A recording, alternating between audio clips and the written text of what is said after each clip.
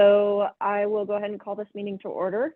Hi, everyone. Happy Wednesday. My name is Sarah Emmons, and I am the Operations Manager of the Joint Office of Energy and Transportation. I also serve as the Deputy Designated Federal Official of this specific EV working group. Let me go ahead and share the obligatory webinar recording warning. So a heads up to everyone that this meeting is being recorded. It will be published on our EV working group webpage within driveelectric.gov. If you do not wish to have your voice recorded, please do not speak during the meeting. And if you do not wish to have your image recorded, please turn off your camera or participate by phone. If you speak during the call or use a video connection, you're presumed to consent to recording and use of your voice or image. So at this point, I'll go ahead and introduce our facilitators, Rachel Sack with the Volpe Center at DOT, and one of the Joint Office's Senior Advisors, Scott Kugley. So Rachel and Scott will lead our discussion for today's meeting. Let me go ahead and hand it over to them. Great, thanks, Sarah. Good afternoon, or yeah, I think it's afternoon for everyone now, so good afternoon. So this is our second of 3 meetings where we will work through the subcommittee recommendations. As a reminder for our ground rules, we ask just that you members raise your hands when you'd like to contribute to the discussion. Please make sure everyone's muted when you're not talking. And for those able to go on video, especially while talking, please feel free to do so. For the public joining us today, you are muted, but can chat the host if needed. During the public comment period, you will be given the ability to unmute when you're called upon, and there'll be a time limit for your comments to be shared at that time. At this point, we wanted to take a minute just to review our meeting agenda for today. Like I mentioned, this is the second of 3 meetings. In our first meeting, we went through the subcommittee recommendations and voted to select 3 to approve at that meeting. So those are ready to move forward. 9 or 6 actually remain, which will now be 5, that we'll be discussing to continue to revisit today. So we're going to hear the subcommittee's report back on what ideas you'd like to propose based on the comments from our first meeting. And then we'll see after our public comment period, which we are ready to vote on. We'll kind of rinse and repeat for our Friday meeting with the goal that all of these recommendations are in a refined place, and for those that are comfortable voting to approve, we can have those solidified so they can then become part of a package. And I imagine we'll talk a little more about those next steps, during the course of our meeting. So what we'd like to do is just to recap just a little bit further, refresh everyone's memory. We had 3 recommendations that I mentioned that were approved. Those were the managed charging recommendation from the Grid Integration Group, the broad industry engagement on market segmentation and medium and heavy duty classifications for education and outreach. That was recommendation 2 of the medium duty and heavy duty group. And then the charging network recommendation 1, which was on myth busting. So we do not plan to revisit those 3, which are a mouthful, but we do have 5 that we will walk through today, noting, and Dean and the medium and heavy duty group can talk a little more about this. One of theirs has been transitioned over to be incorporated with the grid integration comment. So we've scratched one of those just so that it can fit nicely with another. So we'll hear a little more about that. So the order for today, just to give everyone a heads up here, we're going to start with the charging network number 2 recommendation. I'll pull this up. We'll hear from the group on their updates and then open it up for discussion. And then we'll then go through the remaining medium and heavy duty recommendations, which were 1, 4, and 5. And then end with the grid integration recommendation, which includes the other subcommittee's efforts as well. So we'll see what we can get through today and open it up for discussion. Then we'll pause, have our public comment period, and then revisit which ones you're ready to move forward with. Any questions at this time? Okay. So with that, I will start to pull up and share my screen. I think we're going to start. So the charging network was a slide deck, I believe. So let me pull this up. And while you're doing this, this is John Bozzella. Can you hear me? Yes. Okay. So Sharkey Laguna on our subcommittee is going to take the lead on this discussion today. So I'm just going to make sure as you're pulling it up that Sharkey, you're on, right? I am. I'm here. Awesome. Thank you for taking the lead. My pleasure.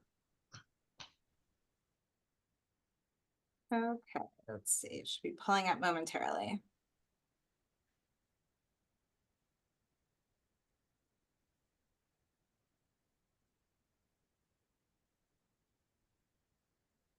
Okay, can you see this? And is it, let's see if I can make it a little bigger, if it's big enough for you. Is that good?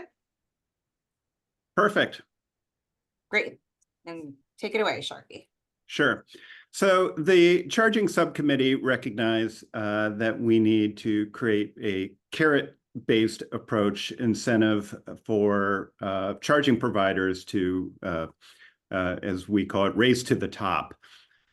So some examples of this would be the new car assessment program, NCAP by NHTSA, which rates vehicles based on vehicle crash performance. EPA Energy Star, which rates appliances like refrigerators. I'm sure you've seen them. And one you might not have heard of, Top Tier Gasoline, which is something manufacturers have done to certify fuel stations, and they put these in their owner manuals, and people know what kind of fuels that are best for their car. I guess some gas stations put detergents and other additives to the fuel, and it's not good for engines. The high level, all of these certifying entities create a degree of trust with consumers that what they are purchasing will fulfill their needs. And what the charging subcommittee recommends is that we set up a similar entity for charging providers. Now, if you could scroll to the next slide. Yep, keep going down, up. There you go. So out of the NEVI minimum standards, we have identified the following 6 minimum standards. These are standards that are focused on consumers, accessibility, that the charging station be available 24 hours a day, 7 days a week, that it accepts payment methods that consumers are familiar with, that it uses a standardized pricing of dollars per kilowatt hour, that the uptime be 97% or more, that the station configuration, there's not a specific requirement, but we're encouraging them to allow larger vehicles, and we're seeing some charging providers start to do that, vehicles with trailers. I saw Tesla made an announcement yesterday about this. And finally, that the EV charging signage meet all of the FHWA requirements. So these are sort of the initial requirements that we are recommending, but there may be more. It's not intended to be exhaustive. It is merely a starting point for the conversation. So as you may recall from the last meeting, we had some discussion about whether we would be recommending working with a specific entity. I think we concluded that recommending a specific entity would not be appropriate at this time. If you could scroll up to the next slide, or down, I guess. So the charging subcommittee determined that the best way to move forward would be to establish some principles that would govern the selection of the certification entity. And we zeroed in on these 3 principles. Credibility, the entity should be credible with industry, government, and consumers. that the entity should have expertise, so should be able to assess compliance across all these required standards and have the staff to be able to do that. And finally, scale. We're all aware these chargers are all over the country. The certifying entity needs to be able to provide these assessments at the locations all over the country. We've identified some potential entities or examples of potential entities, UL, Underwriters Lab, CE, I'm not even going to try and pronounce some of these, SAE, Society of Automotive Engineers, and NFPA, National Fire Protection Association. We internally also talked about ChargeX as potentially being an entity that might be a good fit for this. We talked about JD Power as being somebody that consumers trust. But our recommendation is that the EV working group adopt these principles, recommend the creation of a certification entity, and recommend that these principles govern that selection. And then let's take things to the next step in a couple months here, where we have more clarity about how the incoming administration is going to be proceeding on these issues, and our new secretaries coming on. Then at that point, we can evaluate what the next steps are.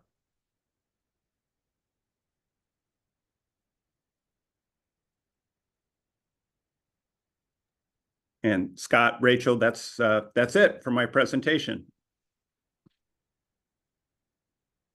Excellent. That's great. Want to open it up for discussion with other members of the working group, and then just for the purpose of voting, I think what we're going to need to do, we can get kind of like tentative approval on this language, but then work it into a final document that we can vote upon on Friday. But we can kind of get a sense of the sense of the group today to make sure that we don't have any further edits beyond this specific language. So any immediate comments or questions on what you see? You can raise your hand. So while we're waiting on them, Scott, for proposed language for the final document, I would recommend something fairly simple and straightforward. The EV working group recommends the selection of a certification entity with the following principles in mind: credibility, expertise, and scale, and then done. Certainly, I would anticipate what you're kind of proposing, and I can't propose it for you, right, as kind of our separate roles, but what I'm hearing from you is it's really a cut and paste of this last slide into the existing recommendation, formatted into the Word document, and then kind of moving forward. Yes, that's exactly right. Just adding creation of a certification or selection of a certification entity at the beginning of this last slide. Gotcha. Michael? Just if we can just maybe take that conversation one step further, just so like what the actual recommendation would be. So the EV working group recommends the what of what kind of just it might be helpful to talk through that just a little bit here to hone it in. The EV working group recommends the selection of an entity to certify compliance with the consumer-facing NEVI standards. John, I see you got your hand raised, and you probably have some thoughts on this as well. I defer to you on to answer this question. I think, Sharkey, you have it exactly right. Just to frame it, can you all hear me? Sorry, I'm not sure. Yes. Yeah. Right.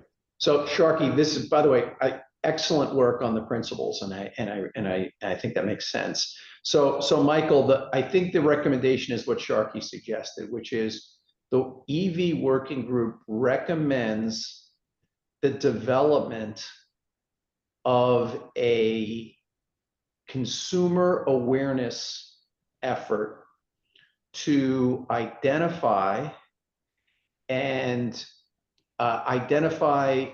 charging points that that implement customer-facing attributes for charging stations that align with the NEVI program.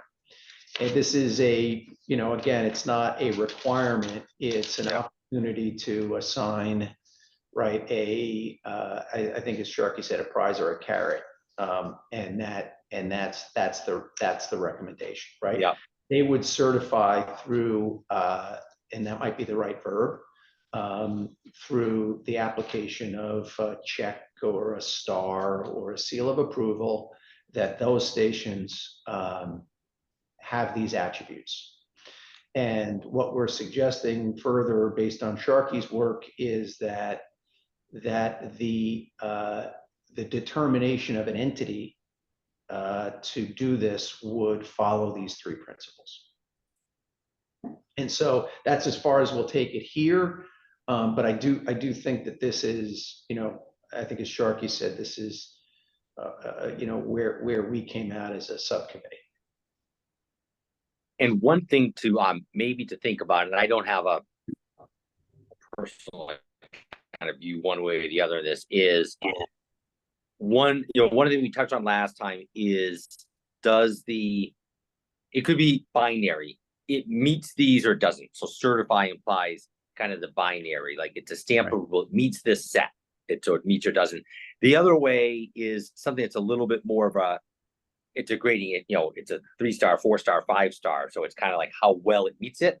One's more complicated, but, you know, maybe you have more rich information. There's a trade-off there. I think just I think if the group has a very specific thought, like, no, we think it should be this way or that way, should do that, or it could be left a little bit open, and that could be some part of what gets stood up by the group, whoever stands it up. I think we would be interested in hearing from others on their reaction to that. I see a couple other hands raised, so we'll see what the group says, and then it's a great question.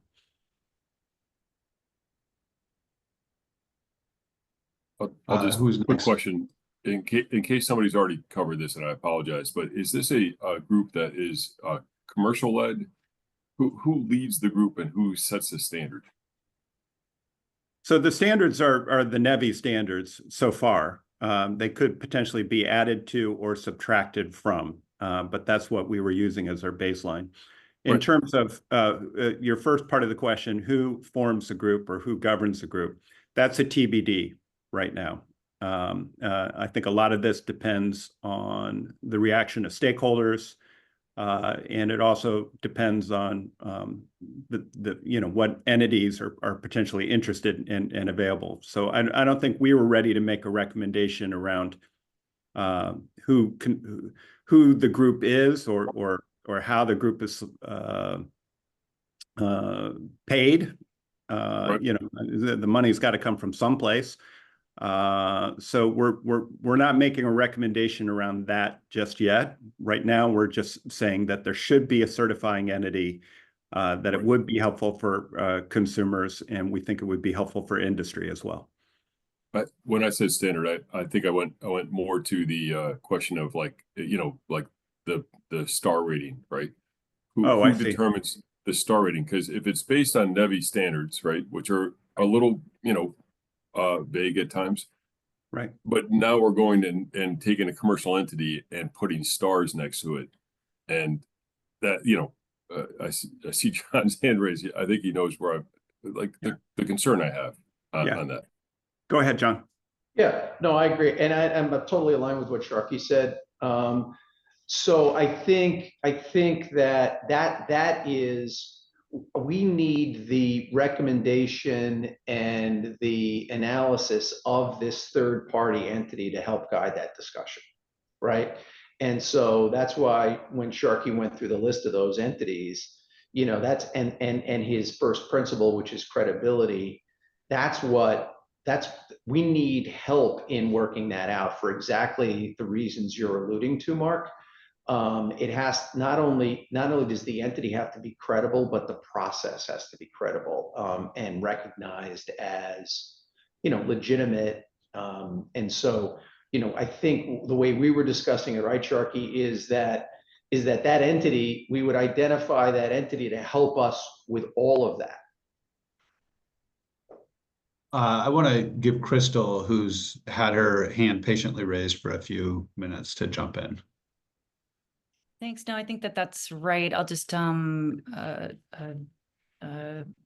of agree with John here that we've got some examples here that we think would be good entities to take this on. Underwriters Lab, Society of Automotive Engineers, I think is a very strong one. So if the question, I think, is who would go about then trying to recruit these folks and suggest that this might be a program that they'd want to take on. So just to... But I would add also, because someone asked this question, I think, how would you, do you see this as just sort of a check mark, or is it a gradation? And I think we would have to work with the organization that that would agree to take this on to see what they would feel most comfortable with. And we would want to consult the experts in the room from that organization to determine that. Yeah. John, I'll answer, and then I'll if you could also jump in as well, because I know you have some thoughts here. So the way I'm looking at this is that we first start with the higher order items, try and get alignment around. I mean, should there be a certifying entity? That's, if the answer is no from stakeholders, then there's no need to proceed further. If there should be a certifying entity, what are the principles that are governing the selection of that entity? If we can get alignment around that, well, now we're in a position to start to have conversations with these entities. Crystal, you got a great question. Who is the person charged with having those conversations? I think that is another, perhaps this group will wrestle with that question at the next meeting, or perhaps that's something that the subcommittee will work on moving forward and try and color in more details here. But right now, we're just trying to start with broad strokes and make sure that we get alignment around some of these basic issues. I think when it comes to gradation, should it be 4 stars, 5 stars? I mean, I could imagine where like somebody's open 24 hours a day, 6 days a week. Well, that would be 4 stars versus 24/7, 5 stars. But like, I think John had it exactly right when he said that this is something I think we need input from industry, and we need input from the certifying organization, and probably we need to talk to some of the consumer groups as well. And we can get more granular later. But I think the first steps first is we have to develop consensus and alignment around just core concepts. And the core concept here is, would it be helpful to have a certifying entity? And if so, what are the principles governing it? And John, you've led this group admirably, so I want to make sure you get a chance to weigh in as well.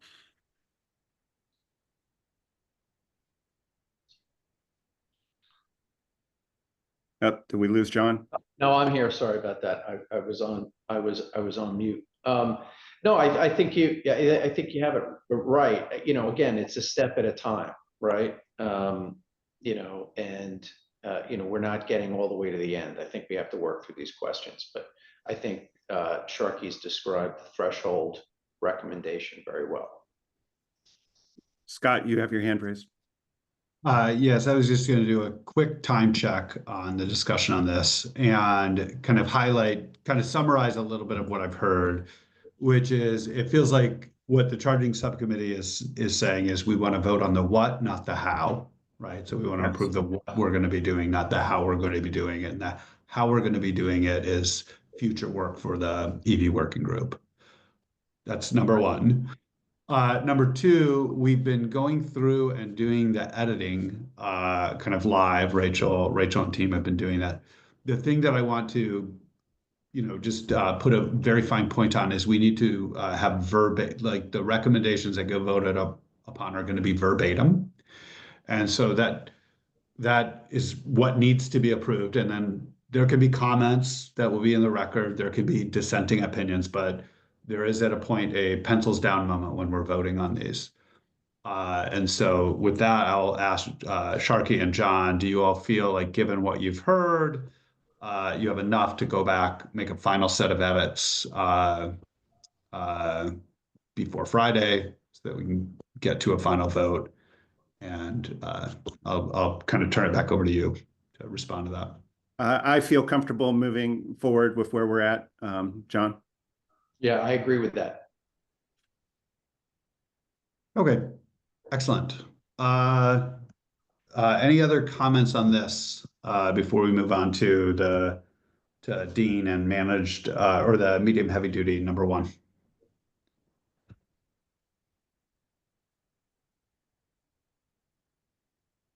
Okay, hearing nothing. Dean, you're on the clock. I'm on the clock. All right, good afternoon. If you want to turn that yellow, I mean, the yellow is kind of hard to see. The yellow is just the change. For everybody who was on last week, I really tried to highlight what has changed, and it's really just the yellow part. The emphasis on this, just to give you a quick summary of why we think TCO should be broken out, even as a myth busting or education. It's fundamental in the discussion of how you drive medium duty, heavy duty charging. So that's why it's, even though it's linked to public education and myth busting, it stands upon its own. We tried to incorporate, we all met on Monday. Thank you all for the inputs. We tried to incorporate the operations, the various tools, the what, and who the stakeholders were. And we came up with this language, which identifies the fact that this TCO analysis is very complex.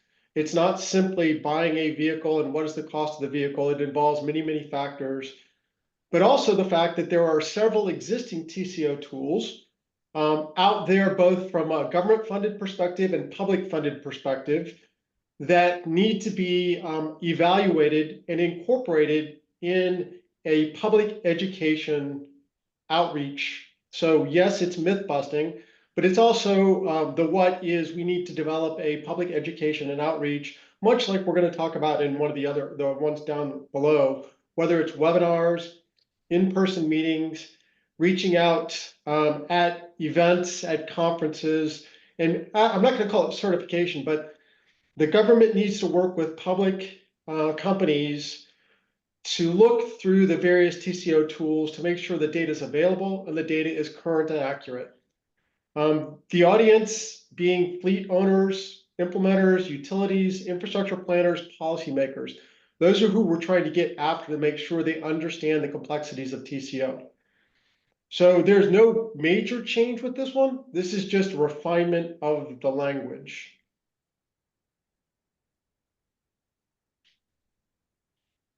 Really a recognition that there are existing tools that need to be evaluated and incorporated in this particular recommendation.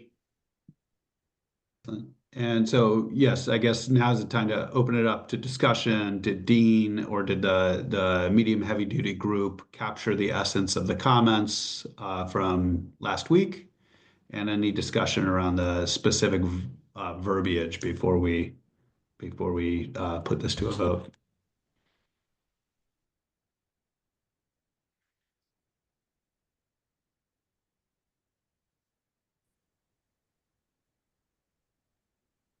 Okay, hearing none, what I think that says to me is that we're ready to vote on this, but we're going to have to do that after the public comment. So we'll table this, do all the track changes, accept changes and whatnot, and then we can vote on it in a few minutes. Dean, do you want to move to the next medium heavy duty number 4? Sure. Real quick, number 2 was adopted last meeting. Number 3 was the utility load planning. Nadia and I and the 2 subcommittees met, and we've synced our views on load planning, and that will be transferred over to Nadia's group.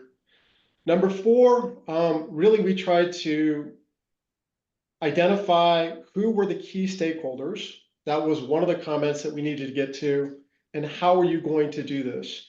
This really says that there's a middle tier. The the people that are deep into this, whether it's the OEMs, the fleets, the individual truck owners, the energy providers, are pretty clear that the medium duty, heavy duty charging world is much different than charging an automobile or public charging.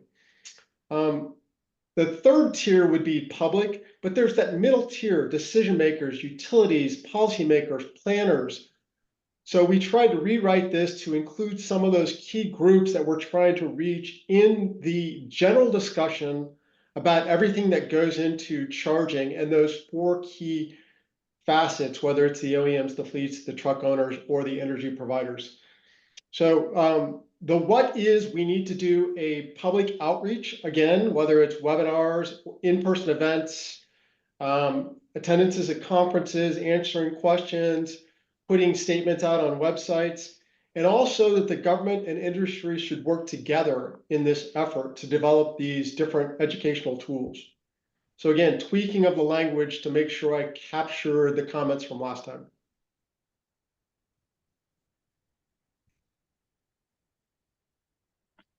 And do folks feel other subcommittees, so the charging network and grid integration, did this capture the comments that were given last week? And if so, great. Or are there other comments that folks would like to make? Michael. Looking at the just the to make it like the recommendation, I think we might need to be just slightly more precise in the, so government and industry should work jointly, that's clear, develop educational tools to, and then I just like it's develop educational tools to develop diverse communication tools tailored to different audiences. I think there might be a little wordsmithing in a few of these. Also, like in some cases, it's not quite clear if we're talking only about medium heavy duty or talking about all electrified vehicles. I think just tightening that up a little bit. If it's all, electric vehicles, whether medium heavy duty, light duty, or only medium heavy duty, or right. I mean, I think the intent, I definitely support the whole idea, just maybe tightening up the actual recommendation a little bit. Excellent. And let me ask you, were you thinking just medium heavy duty or medium heavy duty and all EVs? I tend to lean towards medium duty, heavy duty. So the intent from our group was medium duty, heavy duty. And maybe then a question to the overall EV working group is, are government industry working to develop educational tools? Do we think the challenge here is unique to medium heavy duty? No. Or is it, something that should be light duty as well? That's a great point. I'll speak from our perspective and my perspective individually. Yes, I think it's worthwhile across the spectrum, not just medium duty, heavy duty.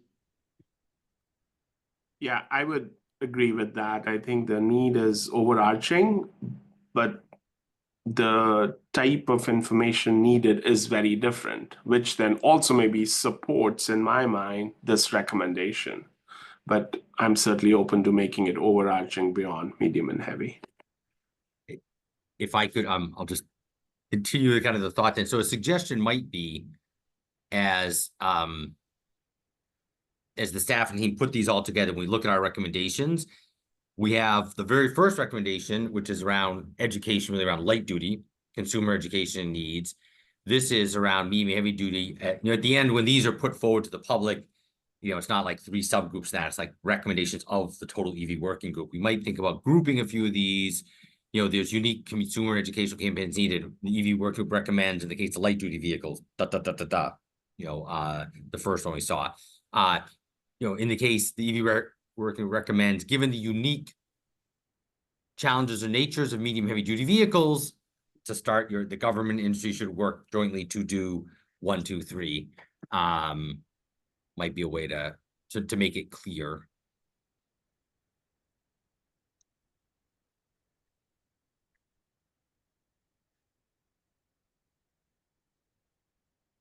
Scott, what did you want me to mark up now versus have the group do later? I think my thought is we have, like we've marked this up a little bit. I think what I heard, Michael, from you was kind of getting to almost a parallel construction on the, the 3 bullets, and it looks like that has been changed. So they're now kind of the all verbs. It's written so that now develop looks like a verb. So if we're to language that everybody is comfortable with, what I heard from Michael is it would be good to have, by Friday, kind of a preamble written that kind of describes what the working group has done, and then an organization of the items that is not organized by subcommittee, but rather by kind of broad topical area. And so what I heard, and correct me if I'm wrong, Michael, is kind of something along the lines of there's a communications side, right? And then there is more technical kind of recommendations. And then the last category would be kind of invest, right? Additional research, which I would call kind of resource or investment type of recommendations. Yeah. And so organizing a committee report in that format, or report may be the wrong type of language, but a preamble along with some organization and structure of the recommendations. Is that capturing what you were saying? Yeah, I think so. You could, and there's a few ways you could think about it. We could maybe, when we come back at the end, since we've already been through all these ones, it does seem like we have a few that are in the education outreach. The first one, the medium duty, heavy duty, total cost of ownership, the common classification could be this one. We have 3 that are in the utility, 1 we've already talked about, 2 that are coming up. And there might be, like you said, a 3rd one, but yeah, some way of grouping those. And I just think on this one, if you just want to do it right now, Rachel, I was just saying, just in the government industry should work. I think something needs to be said about medium heavy duty just in that first part. So then it's clear all the remaining ones are related to medium heavy duty. So if we could somehow, somewhere in there, add the medium heavy duty, so then it's clear that the whole thing is about medium heavy duty. Because just when you read it now, if someone took it out of context, they wouldn't know that's all medium heavy duty. Gotcha. Okay. So just Michael, just for the organization, I've been kind of like taking notes as we've gone. Sounds like for the public communications information dissemination, it's the EV kind of charging, public education awareness campaign, creating a competition to the top, 2, EV public education and awareness campaign around the total cost of ownership of medium heavy duty, and then public education and outreach on the medium heavy duty power requirements. The next one I kind of conceptualized as kind of industry standards or technical requirements, something around that, and I'll let you all kind of wordsmith that, because it's not my, I don't think I'm allowed to, but kind of broad industry engagement on market segmentation and medium and heavy duty classifications, education and outreach, so the one we just covered, then managed charging, which was from the grid integration. And then for that kind of future investments bucket, and again, feel free to edit the words, promote research into new technologies, which I believe was the last medium and heavy duty subcommittee recommendation. And then proactive infrastructure investments, which I believe is the grid integration recommendation that's still to be voted on. So kind of those 3 broad buckets is, and then kind of a preamble to go into that. You might think about the power needs. I think that was aimed a little more at utilities and the public, because that might go more in that utility-oriented bucket, maybe. Okay. Right. Dean and Keith. But Andy's got his hand up. You on mute?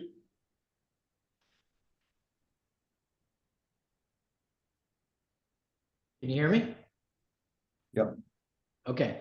My question is on this one that's currently numbered 4, and it goes to the if you scroll up, there was only like about 4 words to talk about what all this education is going to be about related to the high power charging and the unique needs. a couple of declarative sentences in there about those. In the charging infrastructure subcommittee, we were kind of very specific about that education campaign. That is, it is how easy it is to charge, and try to myth bust them a little bit. I would benefit from a little bit more precision on exactly what this number 4 public outreach would be about. It just strikes me that high power charging and unique needs, it's a little amorphous, and a couple of declarative sentences that say, because they operate on corridors, there's intense needs at very specific places, and that's what we want to educate about. So something along those lines. Yeah, Andrew, I like that. I agree. Great.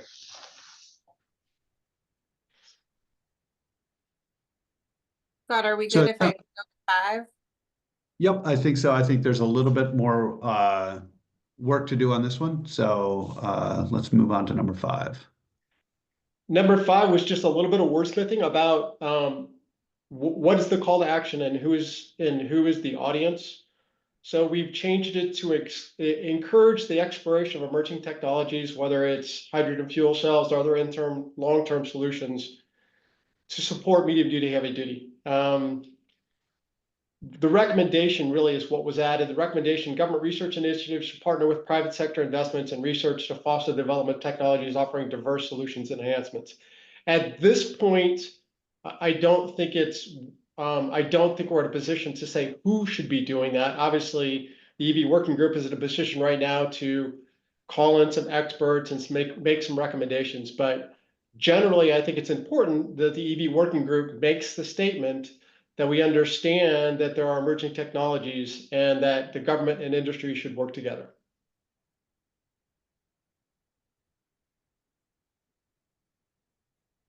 Michael, it looks like you went off mute. I'm anticipating a comment. Just thinking depending how the document is envisioned at the end, if it's a series, like if the recommendations are pulled out, like you have a lot of specific good words in the first part that you might consider making in the recommendation itself.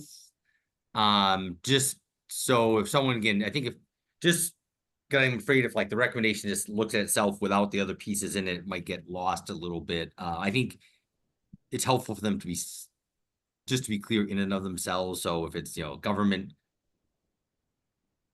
so like it's unclear, is it saying here, government research should partner with industry, meaning it's because it's not partnering today, or the research should be done by government and industry partnering together, has a different meaning.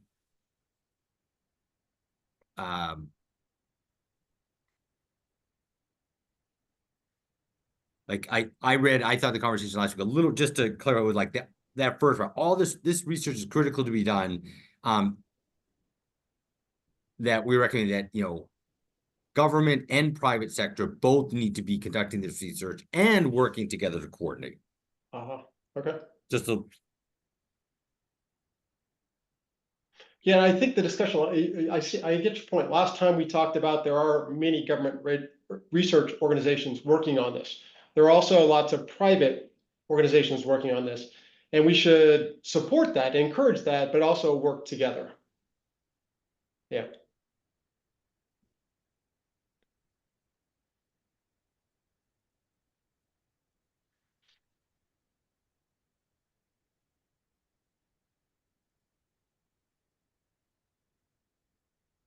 Okay, so just to understand, is there a need to continue kind of editing on this, Dean and Michael, or was that more kind of a clarifying conversation? It depends on Michael. I'll probably defer to you because I think the intent is ready for a vote, but the wordsmithing to sync it probably needs a little bit of changing the wording, but it depends on if we need to wait to change the wording and then vote. I don't know. Yeah, and maybe just one quick comment. The background, and that may be well familiar to this group, but the discussion we had last time was really around the diversification of the technology set, propulsion technologies in particular, where one specific one may not be suited for all applications. This is now again looking at medium and heavy duty commercial vehicles.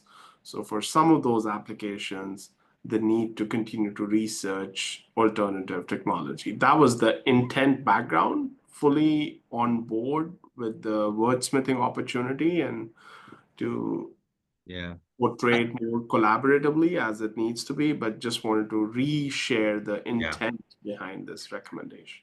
I think that's important because I do think that if you wanted to try it right now, I think the words are there. Like, if you took that first paragraph and you said, and put it with your recommendation and be clear again for medium and heavy duty, because these will now stand alone. They won't know they're coming from what subcommittee, but say that the EV working group recommends that government and private sector should explore, I'm just reading that first one, like just should explore emerging technologies, maybe, or for medium, the EV working group recommends that government and private sector should explore emerging technologies for medium and heavy duty vehicles, such as I think that would be that would capture what you're saying, which is maybe a little better. Okay, works for me.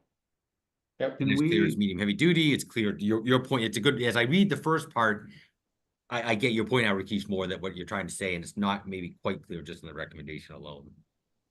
Okay. Your point that you make this statement, it's crucial to understand that battery electric vehicles, BEVs alone, may not fulfill all requirements. So therefore, government and private sector should work and should collaborate in looking at battery system, but also hydrogen fuel cells and other internal operations. Exactly. Yeah. I think you got to put that in the recommendation, then otherwise it might get lost. So we're doing reasonably well on time. Does everybody have enough patience for us to try and get that text into this particular recommendation so we can try and get it voted out today? Excellent. Sure. Okay, who on our team is doing the typing there? Well, I have it open. So do you want me to start fresh or just edit within it? Perhaps, Michael, if you give us the starting word. I know that we're asking you to say it again. Yeah, not a problem. Rachel, I would take what's in the best practices, and that will become the recommendation. Okay. And it would start with the EV working group, right? Recommends. I assume each of these start that way, kind of.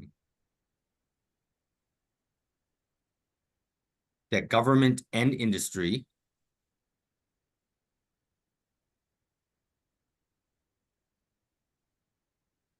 drop the word encourage and make exploration explore. So explore emerging technologies.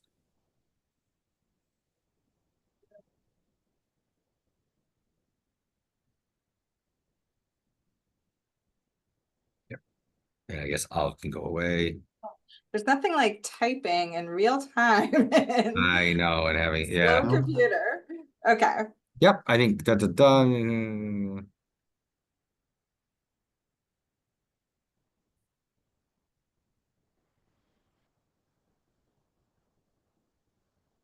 Maybe there's one last sentence that's not quite caught. We should add a sentence that is government and industry should also collaborate together. I think is the other thought I heard you guys say, Dean or Rakesh, in whatever, in this research.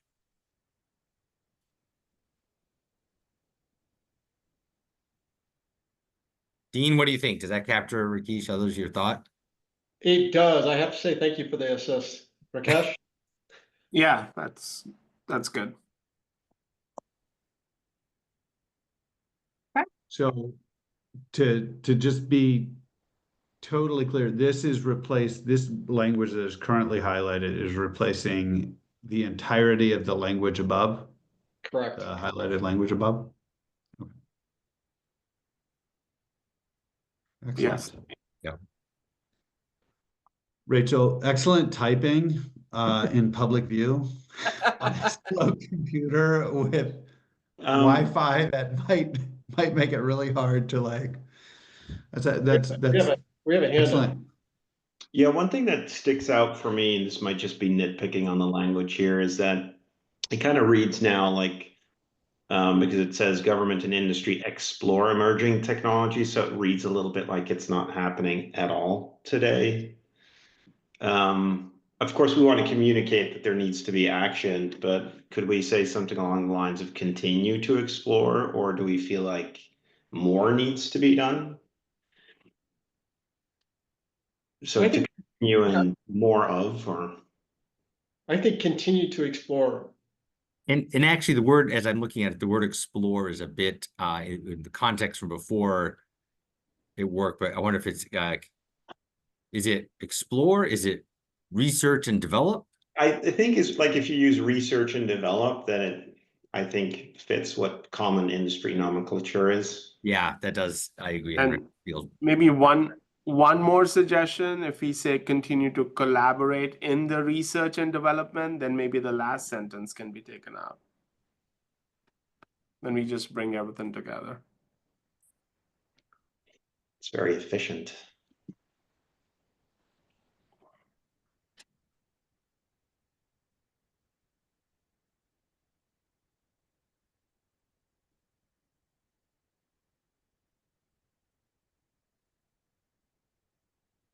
You want me to strike this last sentence? I think If we have the first sentence as is, then I would say it takes care of the last sentence and can be struck out.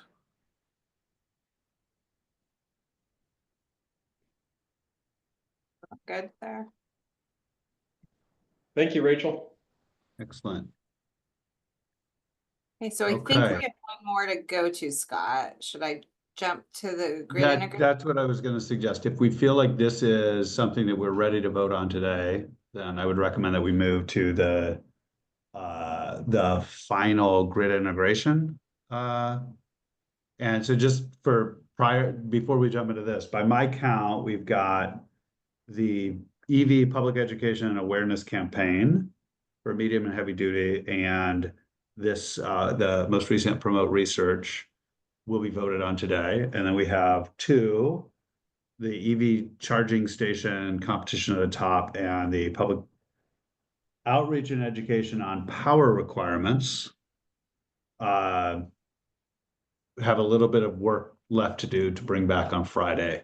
And so then this would be, so I think we only have two things to vote on. And I think on the agenda, just for a time check, I think we have about 30 minutes set up for voting.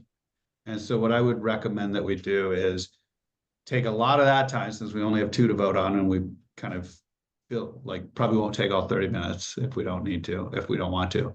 Take some of that 30 minutes, kind of move it up here, move the public comment a little bit later, and reserve only about 10 minutes or so for voting, if that makes sense to everybody.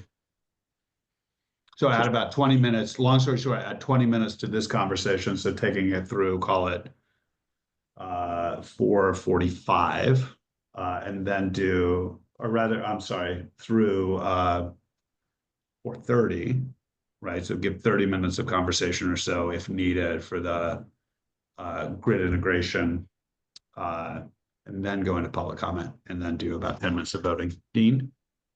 I count three that we're going to vote on so far. The TCO, promoting research, TCO education outreach, promoting research, and then the one previous from the charging network group.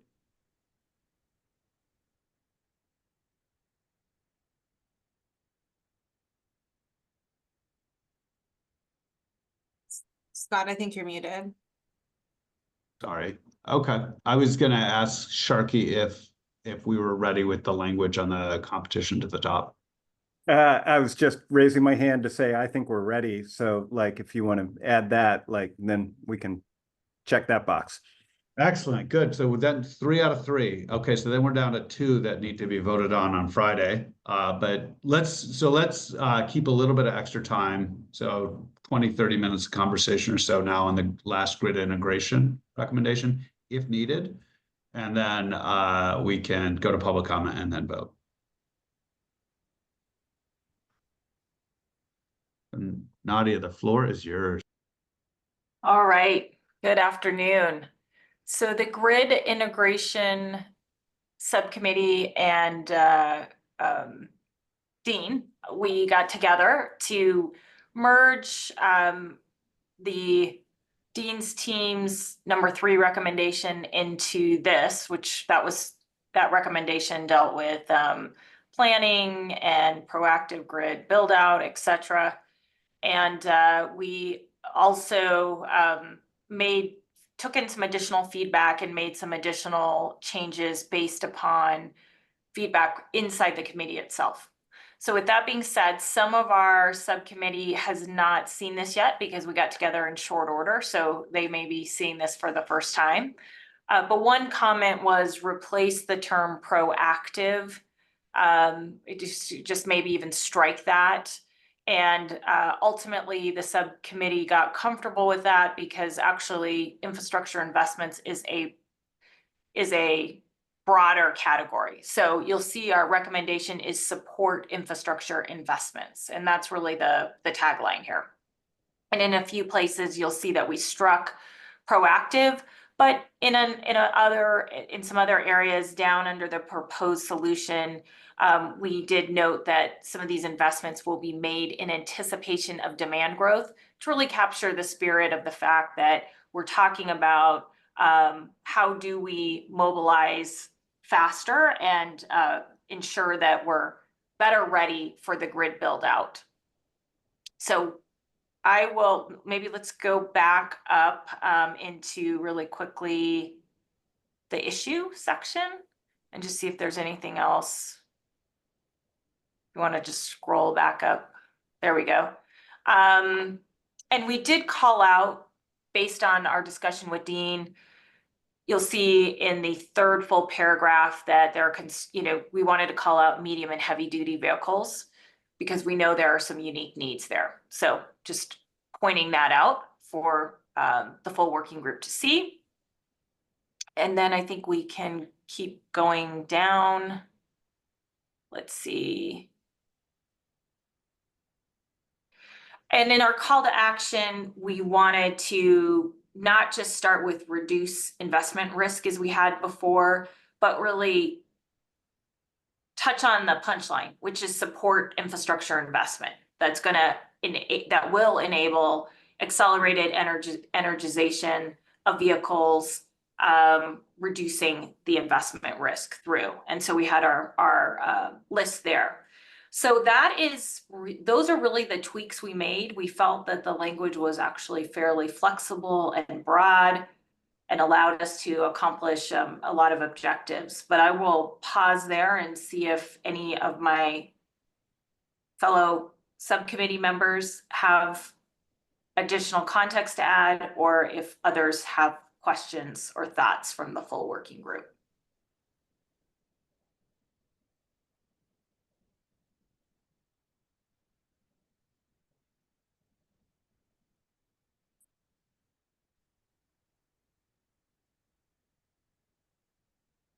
Michael? I like the changes. I think the move from the proactive all makes a lot of sense. In here, so in the actual, I guess the call to action is what we would call going forward, I think, Scott, the plan is to take these, you said, and make them into one document with a consistent look, feel. So I assume what is call to action is what we'll say is the recommendation.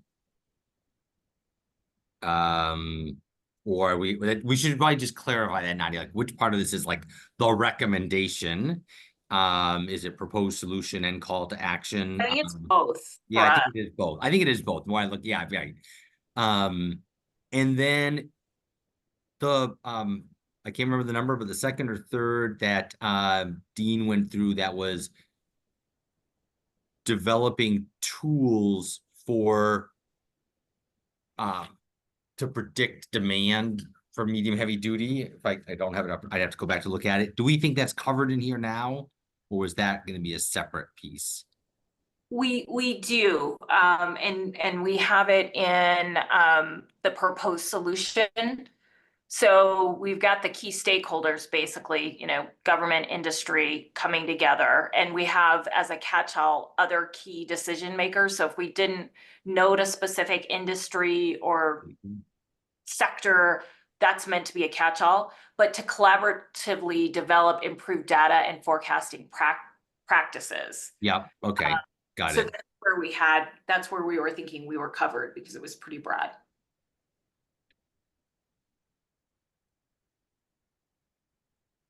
Dean? There was a little bit of discussion, and Nadia, I'll let you take this in your subgroup, but about data transparency.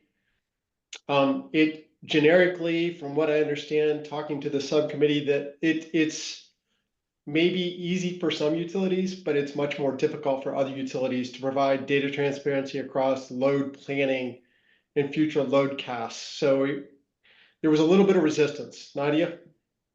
I think that's fair to say that the utilities are at different stages, but what we also did discuss is this improved data and forecasting practices.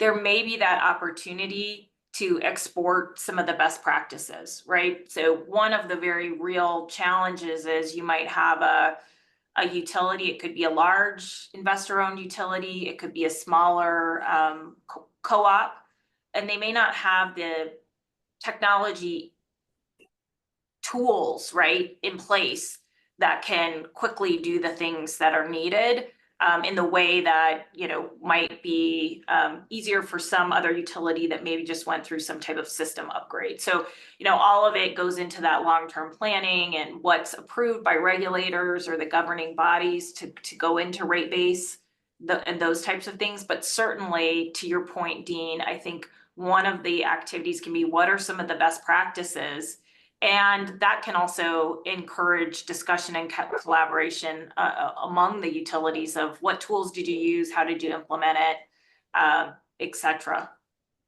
So that's a good point, and I think that's how we were landing at this broad category doesn't foreclose those discussions and deeper dives in development. John, you have your hand.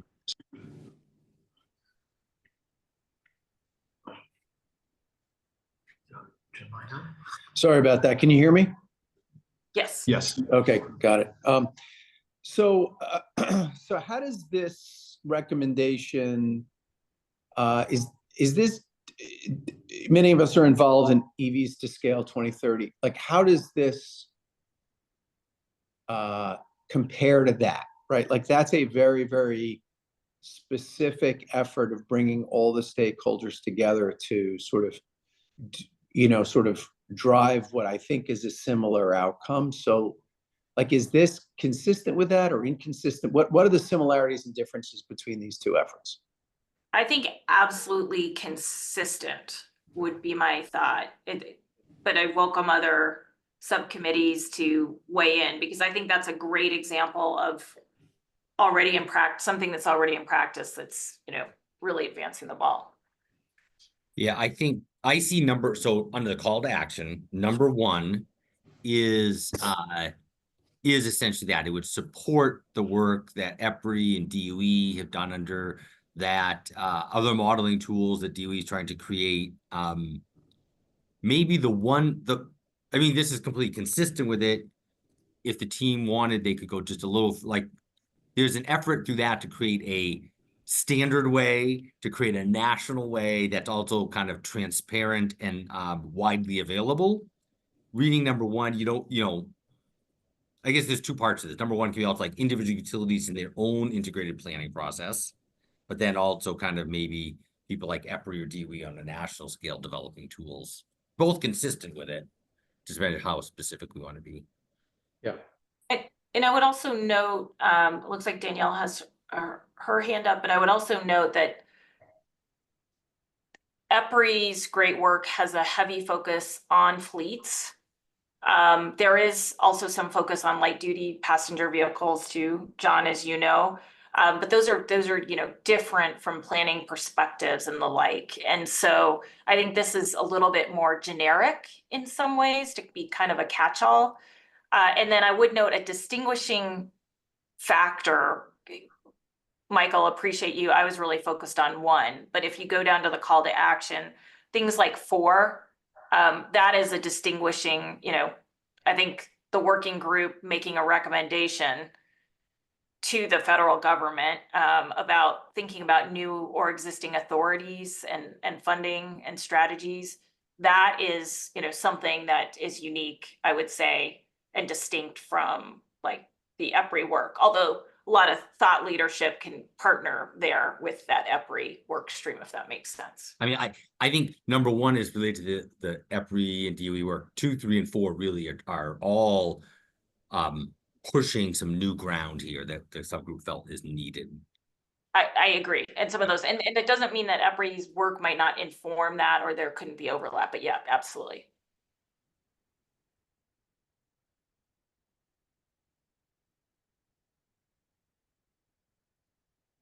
Danielle, I saw that you had your hand raised, but then you've disappeared.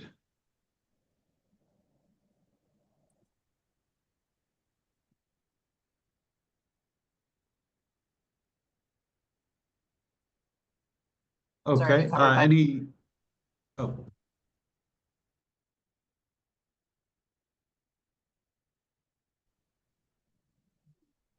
Read that.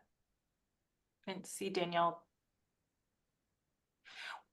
One other thing I would note is there's a lot of other industry groups, think tanks, or policy groups like ATE, others that may, you know, weigh in on these things, organizations, John, you know, others like thinking. So when we that's another kind of piece. This is meant to be very broad.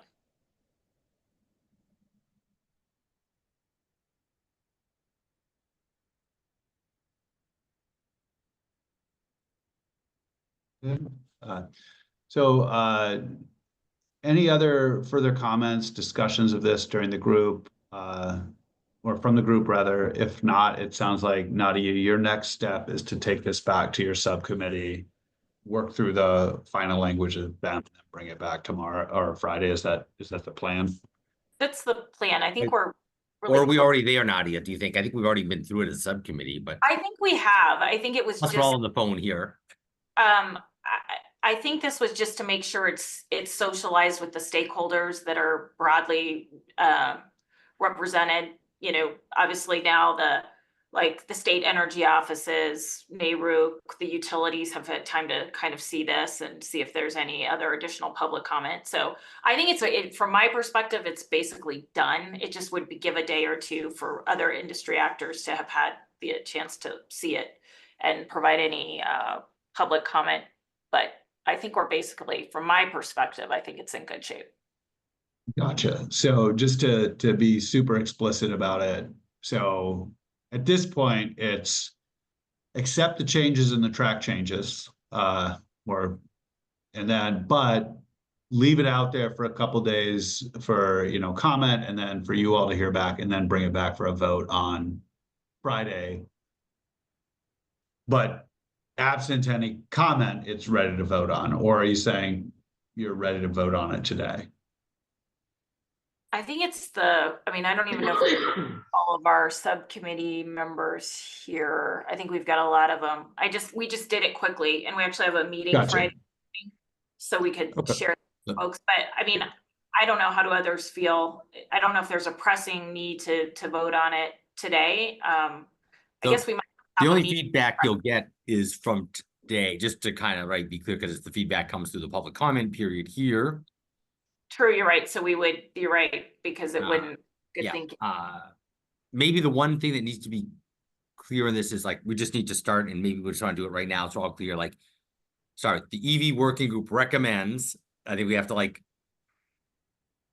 put and if that's where a proposed solution is, the EV working group recommends that federal, state, I don't know, or something. And again, each one of these seem like, well, maybe once we get through this, we should come back and talk just a little bit how do we as a group want these to all like the physical look and feel of them. Right. I see people have their hands up, but I mean, I think in substance, this is pretty much done, but I'll turn it back over to our MC, Scott. Okay, I'm gonna try and call an order, but I could have gotten it wrong. So I think it was Dean, Rakesh, and then John. So looking at, I would agree, the substance is there, and I agree with the substance. The words need to be tweaked. Looking back at our recommendations, not making this all about the medium heavy duty group, but we probably can tweak some of the language too. Referencing, is there a rush to vote? I don't think there's a rush to vote. I think we could take some of Michael's recommendations on word, beef that up, make number four clearer, make them unified. If the language is the EVWG recommends, whatever that language is, we can make it smoother rather than rushing to a vote today. We've already scheduled a meeting for tomorrow from our subgroup so that we could be ready Friday. I would recommend that for our group. And may I jump in and ask a related question, because Dean and we are, I think, going to talk about the same topic, just to understand the process for voting as well, or once we vote, after that, can the language not be changed? In that case, I would certainly support Dean's recommendation that we take some time to really finalize the language. And also, Michael, you had mentioned earlier the consistent look and feel among the recommendations for the various subcommittees, which I also support. And then you had also alluded to maybe Scott taking a stab at that. So I just want to clarify the process piece, and then we can decide whether we vote today or just defer to Friday.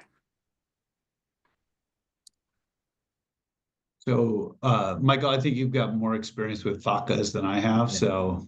I think, yeah, I'll say that, you know, let's say we all, not including, you know, Scott and Rachel, are individual members of this Federal Advisory Committee. There's, you know, kind of, let's say, professional staff helping. The substance of the recommendations need to be from the advisory committee, and I think we've certainly done that with all the work here in the group. I think if we as a group say, yeah, we're good with these recommendations, but we just need them to be put into one document, and like literally kind of not changing the core substance, but like just literally, I think tech edit with like, okay, there's a misspelling, there's like just the verb is in the wrong place, but the substance is there. And putting them like the titles, then putting them in a common look and feel. I think the staff can do that. And then it comes back to this group to say, okay, you guys are voting. Is this the substance you guys all meant? As long as the team isn't, you know, developing the substance, but just doing some of the formatting and look and feel, that's okay. John. Yeah, so I'm not, just for those of you scoring at home, I'm not going to be in the meeting on Friday. I have a conflict that I can't get out from. So, you know, given what Michael just suggested, you know, I would encourage us to vote today on what we could vote on today. But whatever it is, it is. So let me just say, since I won't have an opportunity to say this tomorrow, from a light duty vehicle perspective, by far the most important sentence in this recommendation, whatever it's called, is support infrastructure investment that will enable accelerated energization. I think that word is probably electrification of vehicles.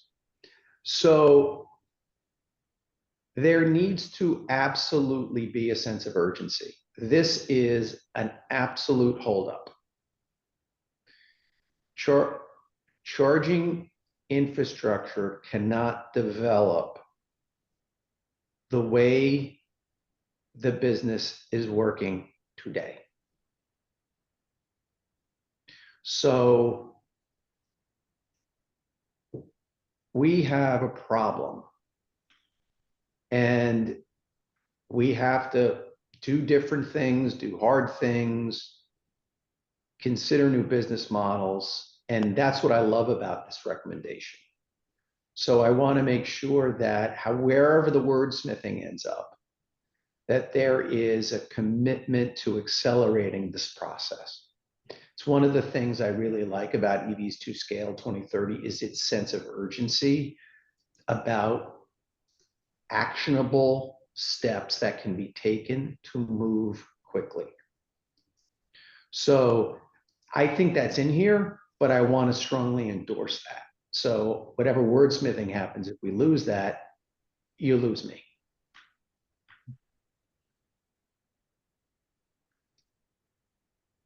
Sharkey. Yeah. In the strongest possible way, I want to associate myself with John's comments. I'm completely on board with everything he said. And I will also say that I'm firmly in support of voting now. I will be on a plane to Paris tomorrow during the meeting, so I will not be here. That was planned over a year ago. So I think we should vote now. And I think we should express the urgency. I think we have all seen that many of these manufacturers they already have both feet in. They've already made the commitment. They already have substantial expenditures. There needs to be a net to catch them. This is that net. Government needs to step up here in order to help with this transition, which is what this group was formed to do. If I could just jump in before Michael, just to say ditto to Sharkey, other than being on the plane to Paris, but I agree with John and Sharkey very strongly as well.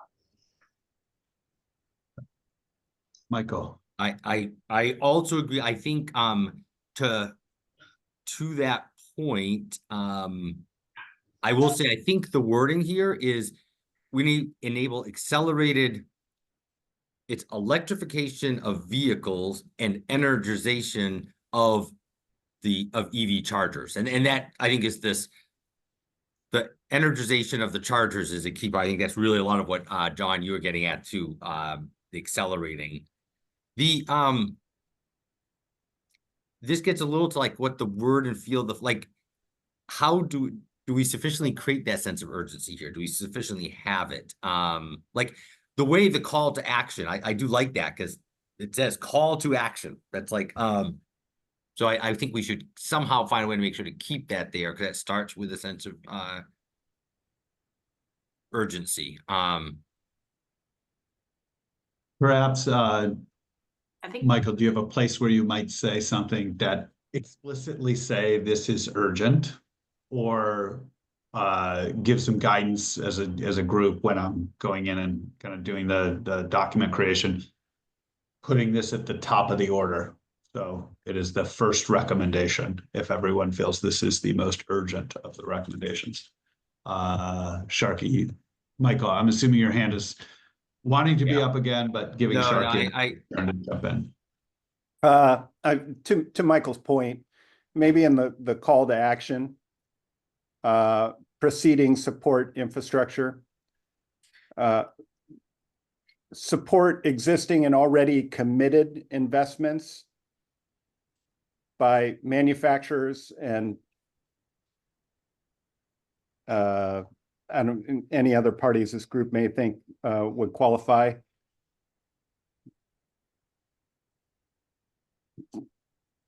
By supporting infrastructure investment that will enable.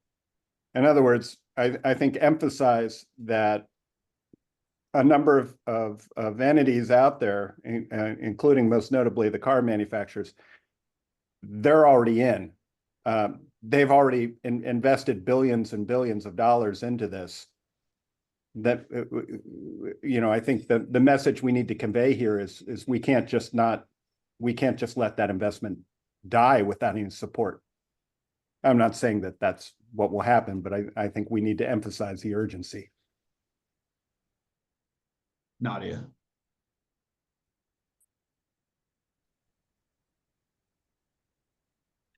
I think that this does that pretty well.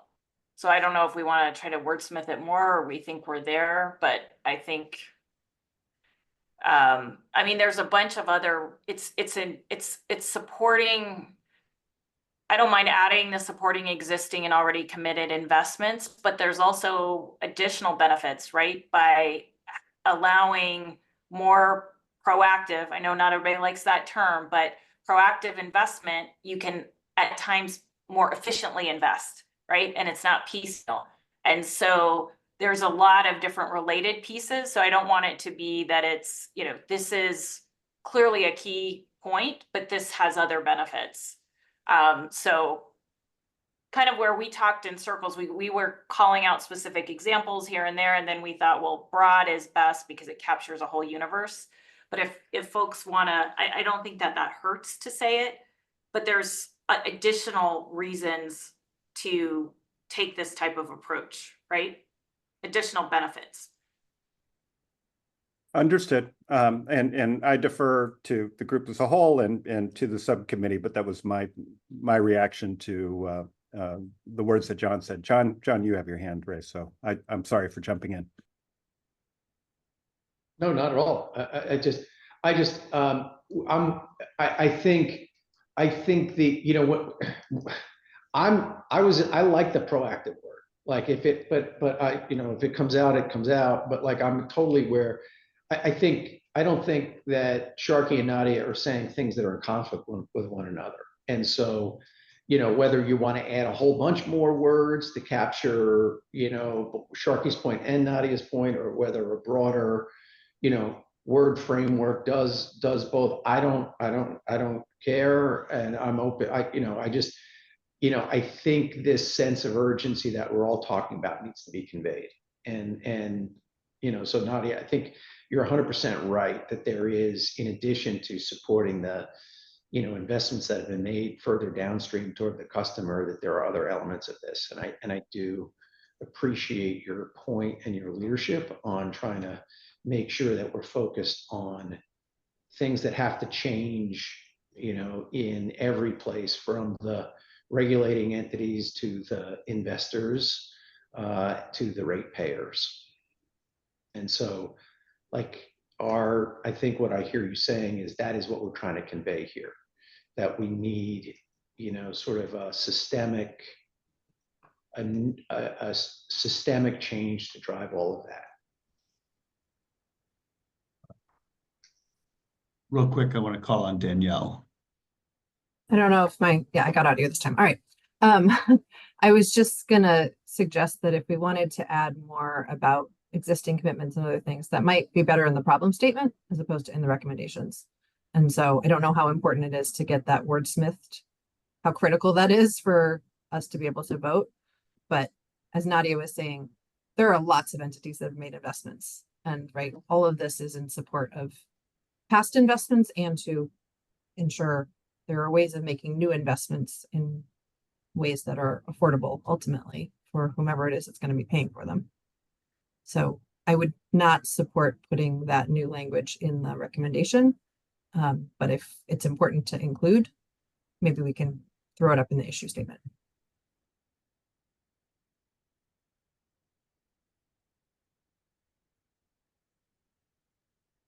Michael. I agree. I don't think we have to necessarily add a lot more, and it might get a little too weighty in the recommendation. If you did go down to the recommendation, though, I was going to maybe suggest one thing. It might just a one word that might help. So right now it starts, the EV worker recommends federal, state, including applicable regulatory blah, blah, blah, utility other key decision makers collaboratively develop, we could say, and other key decision makers,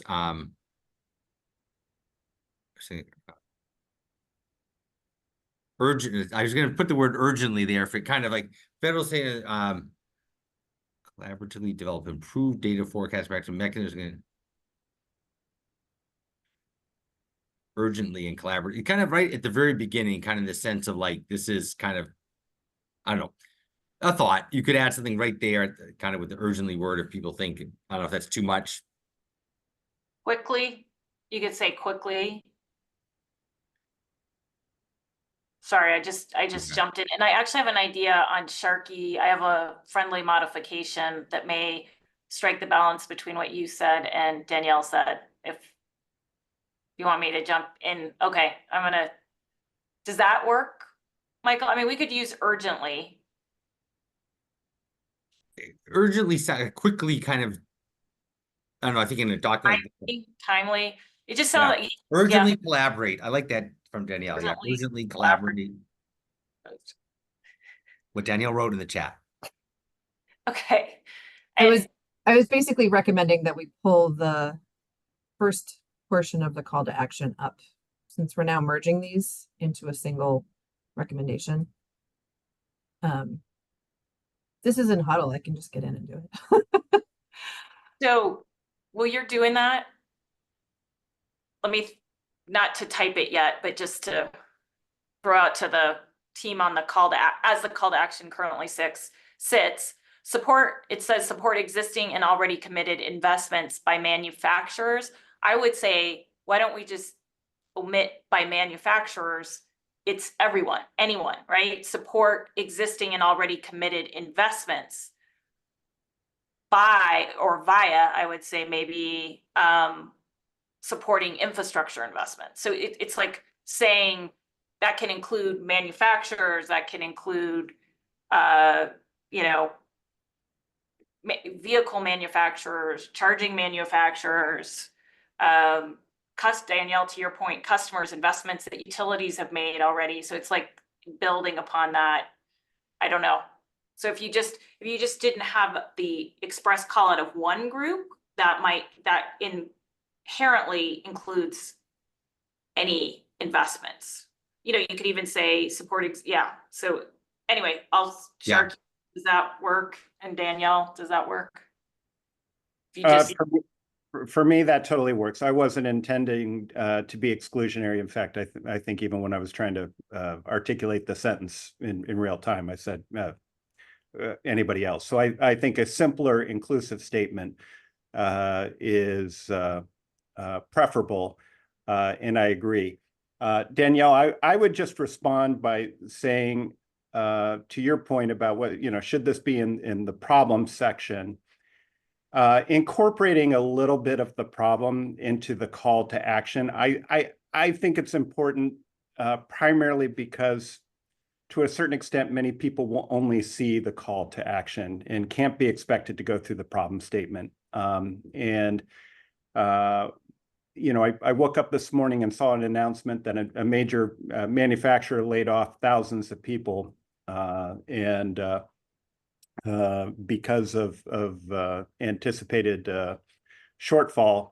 And it just seems really clear to me that, like, at every point in turn, we do need to be articulating the problem and why it is salient. No matter what your opinions are on ICE versus EV, this is still a problem for the entire country.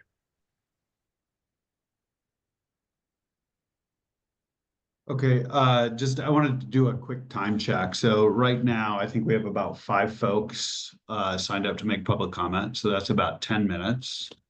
And then we have, if we get this to a vote, and it sounds like that's where the group is, we'll have 4 items to vote on.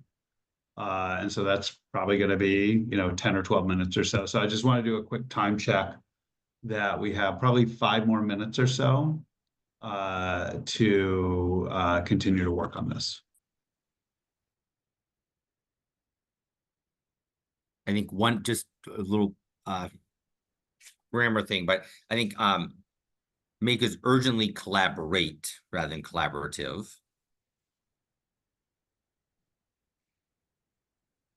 And just so it kind of doesn't read like a run on, it might want to start no, I think it might be in the next paragraph that we added that clause at the beginning might need to start with a so as support call to action so as to support infrastructure investments. And I think we lost Nadia's suggestion. Yeah. Like so as to support, I think, did we want to keep that in there? I thought we just didn't want to have like the industry. So as to support, what was existing investment? Yeah, existing and already committed investments. investments. There you go.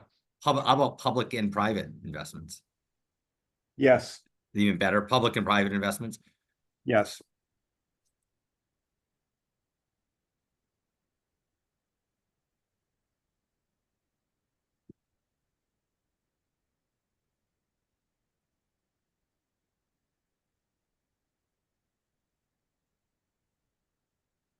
Okay.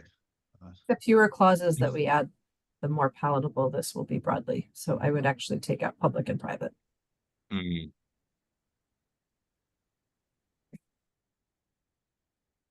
Slow Can I ask computer. everybody to give Rachel a few minutes to get, or a few seconds to get all this before we start adding more. And then again, like to the extent that we want to vote on this today, my recommendation would be just like maybe we can do a quick read through of the whole thing to make sure everybody is, you know, we've made a lot of changes, and make sure that everybody is comfortable with those changes that have been made. Nadia, I mean, assuming that you're ready to bring it to a vote as the subcommittee. Can someone advise though on that call to action for sentence? So as to support, or Cassie, do you have an edit to make here, or should I finish? Oh, you're muted, Cassie. Thank you. I do, and it's very possible I am overlooking this, but I'm just wondering if we have edited this so that it is now so as to support existing and already committed infrastructure investment. No, sorry. It's so as to support existing and already committed investments. We recommend, or Infrastructure is deleted. I think infrastructure is deleted, yeah. Right, but I guess my point is, did we just change the meaning since we are now only looking at existing and already committed as opposed to no, like that have not yet been committed? We have changed the meaning, and I think it was unintentional. So I think we're incorporating the idea here is we're incorporating a little bit of the problem into the call to action.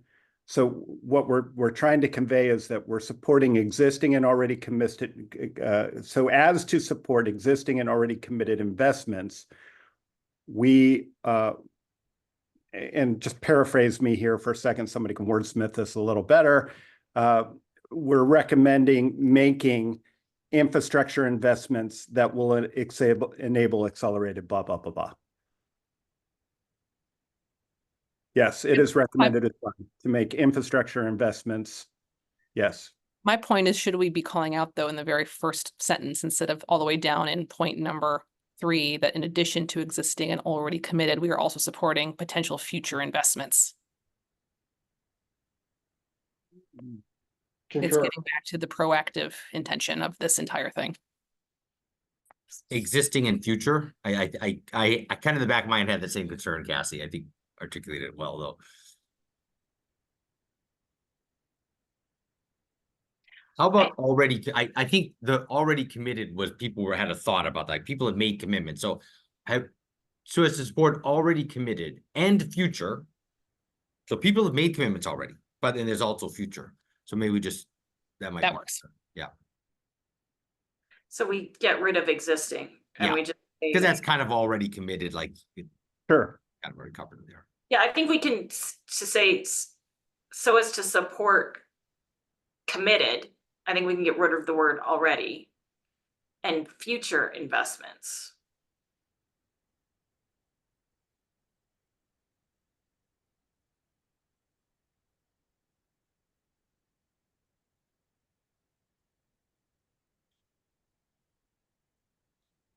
Okay, I'm gonna ask that we pause the conversation a little bit, give folks a chance to read through what has been wordsmithed, and then open it up for public comment.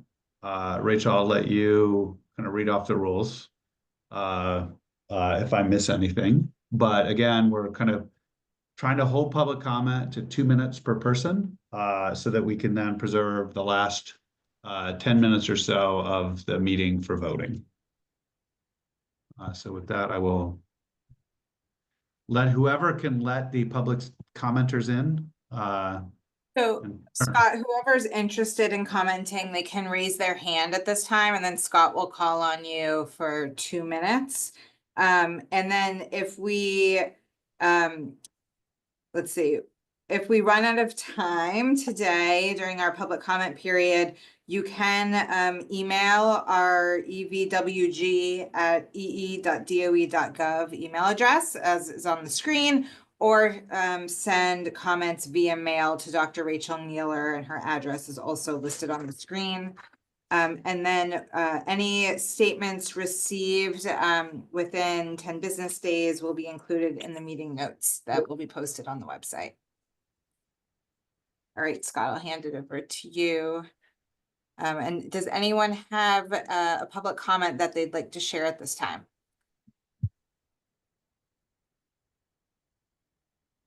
Okay, I'm not seeing if there are any hands raised.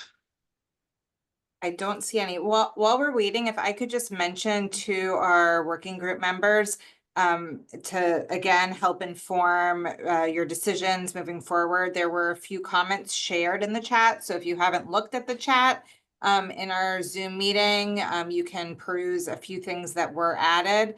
And then there was a question about these materials that we've been reviewing today being made public. As we've been discussing, these will ultimately become a final package that will ultimately, when ready and approved, be posted on the website. And that comment was also included in our chat for the public to see. Okay, I do not see any hands raised. And I want to confirm that there are none raised before we jump into voting.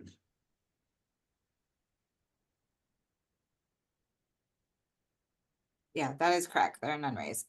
Okay, excellent. So my thought would be, we've had this very rich discussion on the EV working, or on the grid integration, that final recommendation.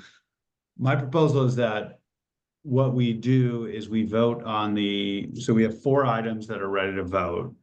We vote on the 3 that are not the grid integration proposal, so that we can get those done, and then continue the conversation on the grid integration to the extent that there's any additional edits that are needed. Does that make sense to everybody? Dean, you've got your hand raised. Just clarifying what we said before, we could vote on the intent of what we want on those 3 recommendations from the EV, medium duty, heavy duty remain. The group is meeting tomorrow to add clarity and words. I just want to make sure it's okay that we do that after we vote.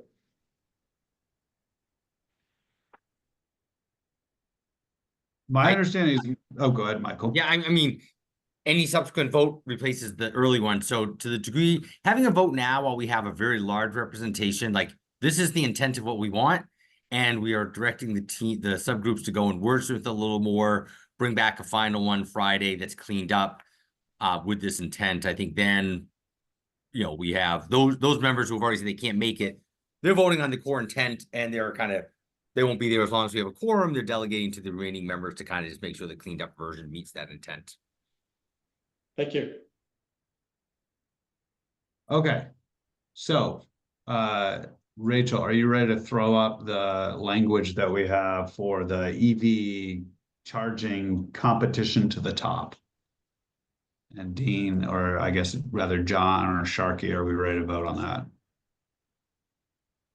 We are ready. Okay, let's do it. Is everybody, well, I'm going to wait for Rachel to throw it up there. But while she's doing that, everybody get your voting thumbs ready.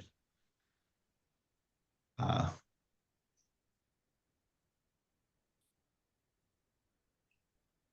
Rachel. Oh, okay, there we go. Okay, so a little bit of, is everybody ready to vote on this? I guess if anybody is against it, if you could raise your hand with the little yellow hand signal.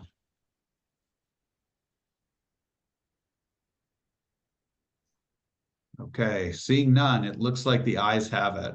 So that's approved. 1 down. Okay. The next one that I've got on my list here is public education and awareness campaign for the total cost of ownership of medium and heavy duty vehicles. And the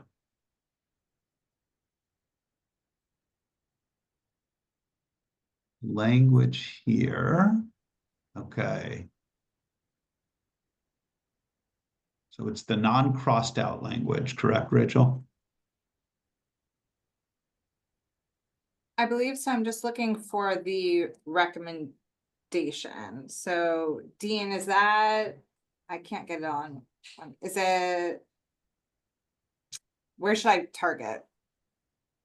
To write in the EV working group recommends per Michael's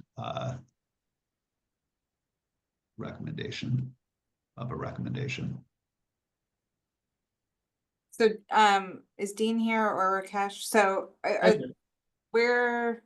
I think it's in the description if you scroll up. Right. We may not have the phrase EV working group recommends, but the description captures the recommendation. And that's where the wordsmithing has to go. The EV working group recommends. The development, I guess it's in your title, right? Recommends an EV public education and awareness campaign. Correct. To deliver trustworthy information about the total cost of ownership and so on.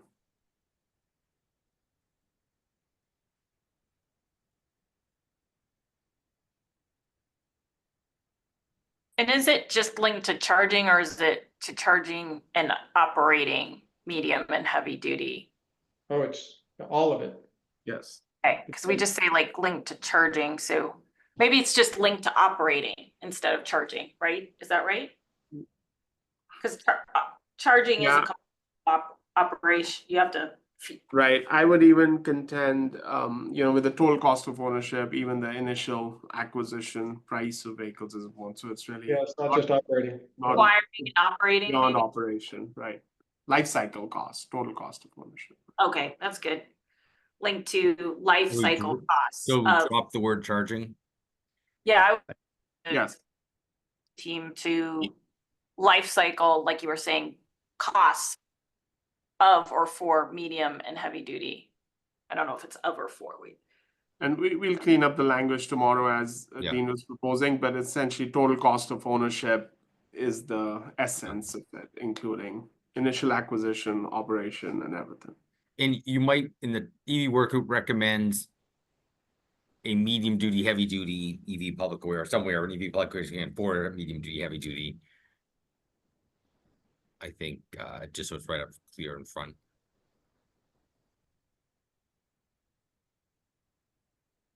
Yep. Okay. Excellent. Are we ready? So again, same rule. If there is somebody opposed to this, given that there are please raise your hand, the little yellow hand at the bottom.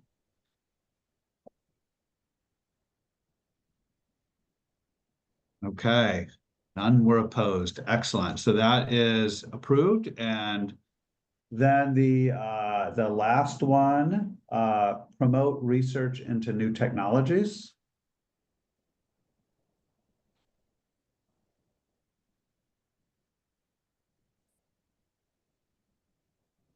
So is this last paragraph? Correct. The intent is there. We will add clarifying or more language, but the intent remains the same. Okay. Dean, how much more language are we going to be adding here?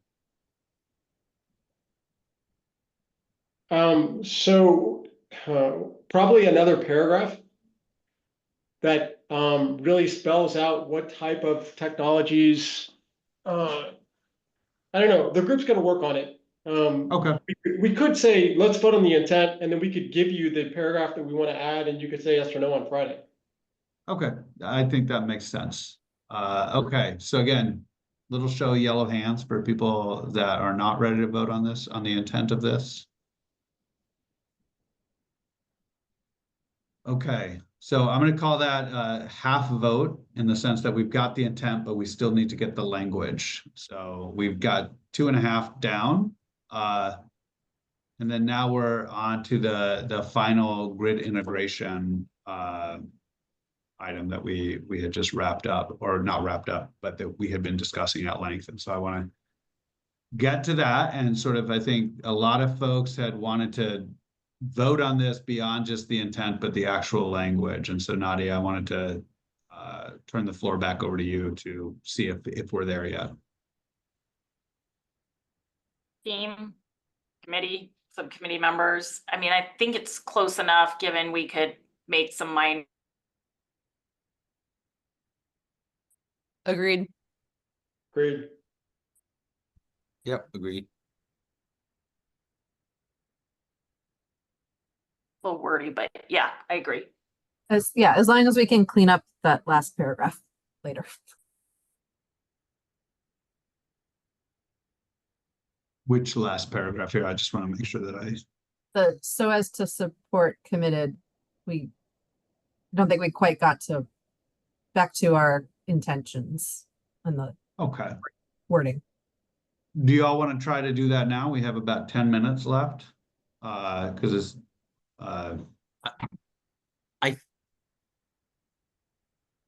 Danielle, what are you thinking? I mean, I was really thinking it just is a little wordy in the first part, but that was like, ours is like, so as we're very we're kind of academic. I like it. We're like whereas but that's maybe okay.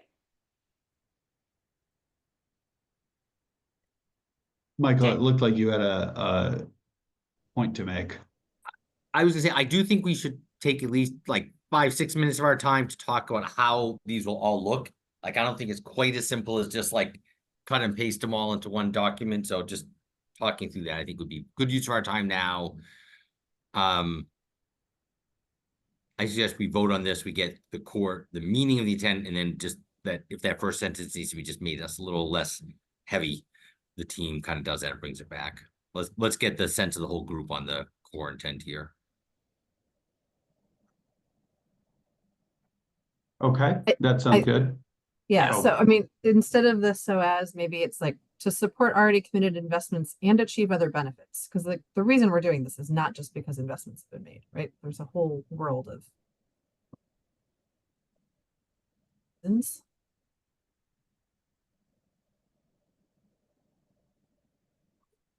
Maybe we say to support committed and future investments and benefits. How about that, Danielle? That way we're honoring the investment theme, which I think is important because there's a lot of money at stake, and going forward, highlighting that, right, is always, but I like adding benefits. And I don't think we want it is recommended to either. That's where words the thing here. No, all the others start with the EV working group recommends, right? Right, so the EV. But is this the second paragraph of, Yes. It is. of the EV working group recommends? Okay. Right. Federal and state urgently collaborate to support infrastructure.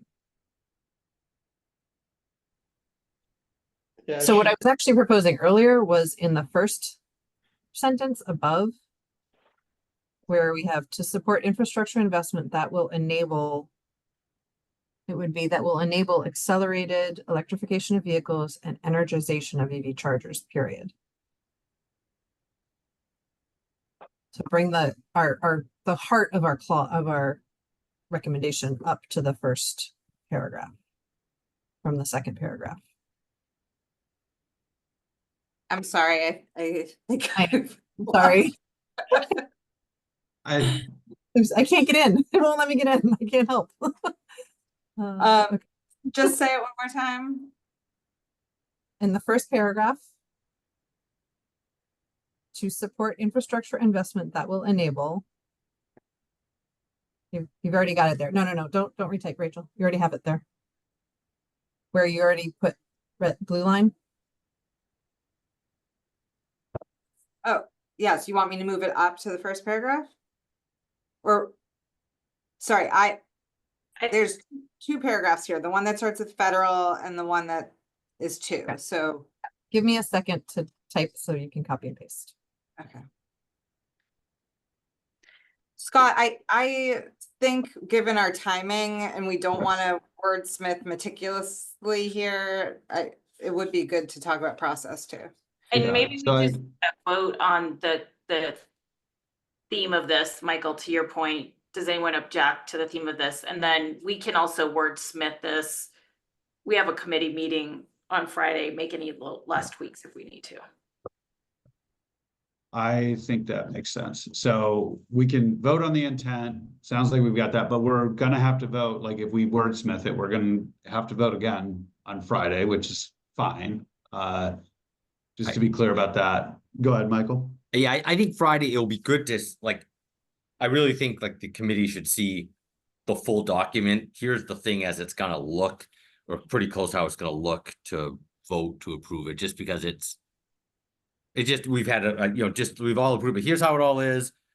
Does this, make sure we didn't miss anything up in there, just people see it all organized anyway, so that will cover you a little bit too. Yeah.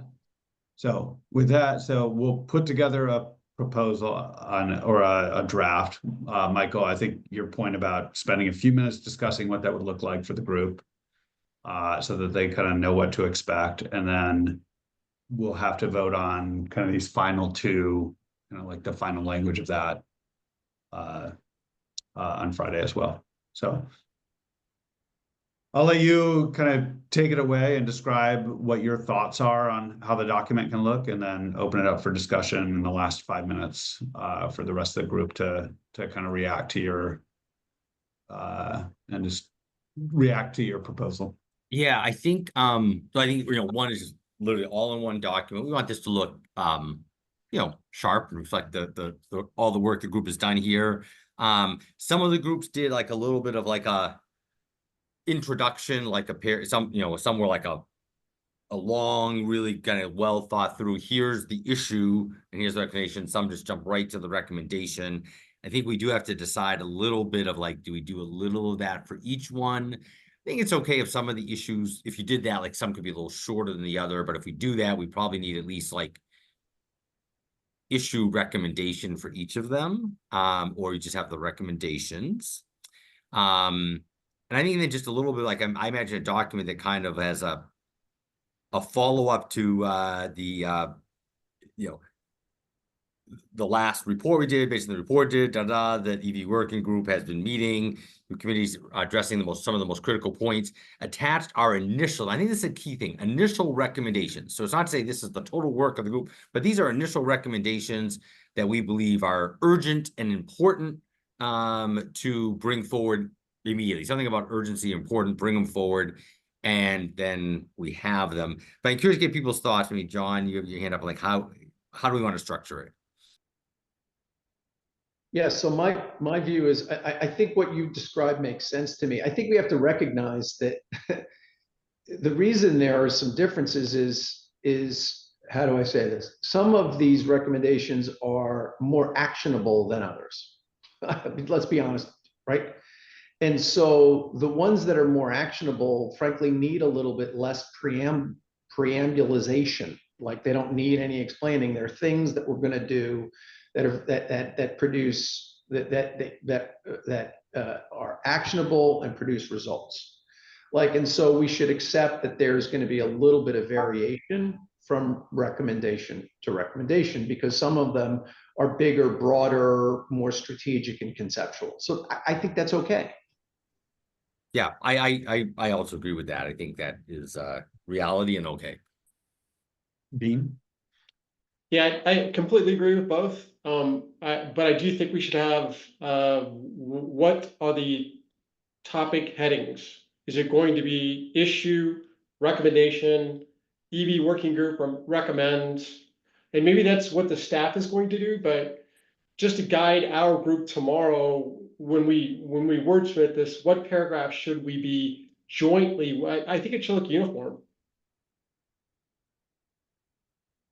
Yeah, if this would be the, let's say, ideal, if we could get there. Don't know if we can, but if maybe the staff, Scott, looking, you guys can kind of do like the header, the preamble, since that's not like the recommendations. I think that's even safer, safe ground. And then we talked a little about grouping them. Maybe it's just the order. There's ordered in a logical group rather than trying to create groups. I think if there's something like issue, and the title of that issue is kind of obvious to what the recommendation will be, and it can be a sentence or two. It can be I think the EV the utility group's kind of done like a paragraph. That's fine. It's a bigger, more complicated issue that leads to this more complicated recommendation. But issue, sentence, 2, 3 or 4 if it needs to be, and then recommendation. And the recommendation all start with the EV working group recommends, and then it makes it kind of clear it's like an action or recommend. We're at time. Sharky, I want to give you a chance to make a comment, and then I will try to wrap it up and summarize kind of next steps. Well, one, I want to know if preambulization is a word, because if it is, I feel like I'm going to be using that a lot. Come on, it is. It's a word now. That's right. Yeah, I'm on board with a short description. Michael, I think it should be staff. I think this group has shown a proclivity towards a high attention to detail around language, and I fear that it will become something that detracts from actually completing a report. So I think a quick 1 or 2 sentence explainer by staff would solve for that problem and keep us from going back and forth. Excellent. So what I will do is I will, as staff, try to pull that together for y'all. I will share it out a little bit later, probably tomorrow. I will try to make the language as a matter of fact as possible as introducing things, and I will try to structure the headings so that they're as consistent as possible, and then without changing any of the intent. And then kind of the body of it, I will leave to you all to kind of finalize, and then we can bring that all back. Encourage everybody to read it ahead of time, and unless there's any showstoppers, we can vote on it as a whole package. Does that work for everybody? Kind of thumbs up? We're authorizing the staff to preambulate. Excellent. I fear we may not get a quorum though, just let you know. You will not get me, and I'm done voting. And so good luck the rest of the way. And I hope we do get a quorum, because we should get this chapter finished. We, Scott, there might,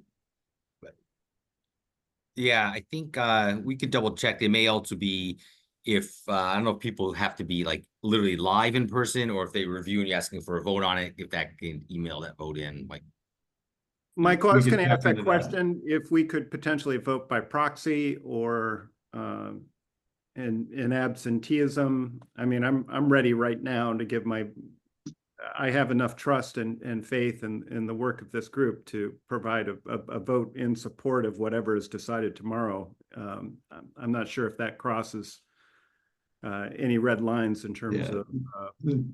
There are no proxy votes. We can't hold a meeting if there's not a quorum.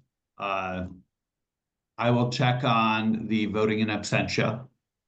And in the if we don't get to a quorum and we cannot vote in absentia, we have a 30-day window to kind of schedule the next meeting, and we'll schedule that as quickly as we can to get to a final vote. Meaning you can't schedule it for 30 days? There needs to be a set amount of notice given for public meetings to provide folks time to schedule. And I believe that is 30 days. I will confirm.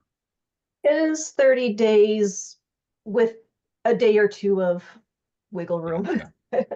And Julie, do you know, or anyone that on the, is there, I don't know if the document can be just sent out for everyone to. That we know we cannot do. We tried that before. Okay. Right. Yeah. Okay.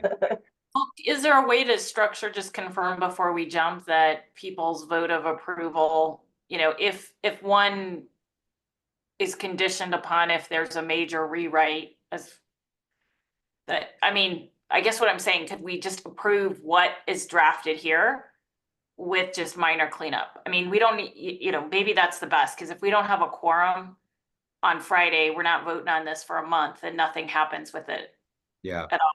So I don't know. What do you think? I think, oh, go ahead, Michael. Well, for one, we should just vote on the grid one, to Danielle's point, 'cause that's the only one we haven't. I thought we did. We didn't actually take the vote. Oh, So, okay. okay, does anybody object to it as written if there is, for whatever reason, no quorum on Friday and we were not able to get to it for another month? So I want to just caveat that it will be kind of like verbatim, subject to some minor kind of spell check and grammar checks. Is everybody comfortable with that? And Yes. if the answer, I will take my yellow hand down. If anybody's hand goes up, that will be considered a no vote. And it's not ready to move forward.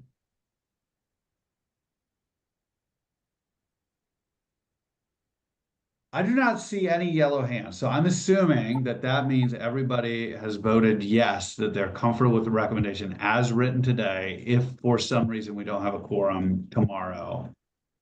Or Scott, Friday, I'm not- rather. I'm not sure if we have a quorum now. Ah. Okay, who said that? This is Rachel. I counted 12. Okay, Yes, we're down to 12. What is? okay, well. No, let's every- we, are you sure? So we started the meeting with a quorum. We started the meeting with a quorum. Like, what you're just like, we have a quorum. I do not, like, candidly, and this is evolving into comedy. But I do not know the rules of order on the FACA. I do. John, you have to have quorum for a vote under Robert's Rules of Order.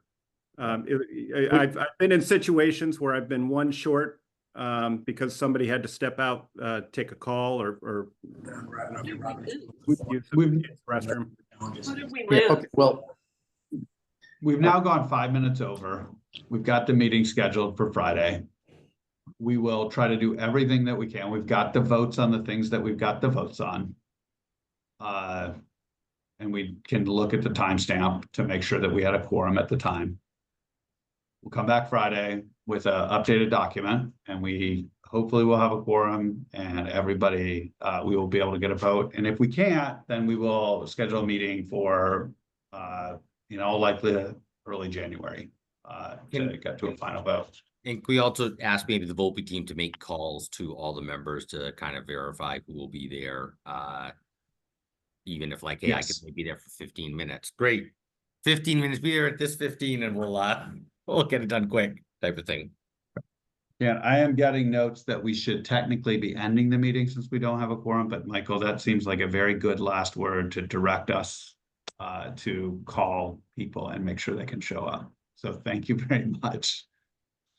I appreciate you all. everybody's time and attention and participation. Thanks, Scott. Thank you. Thank you. Bye-bye.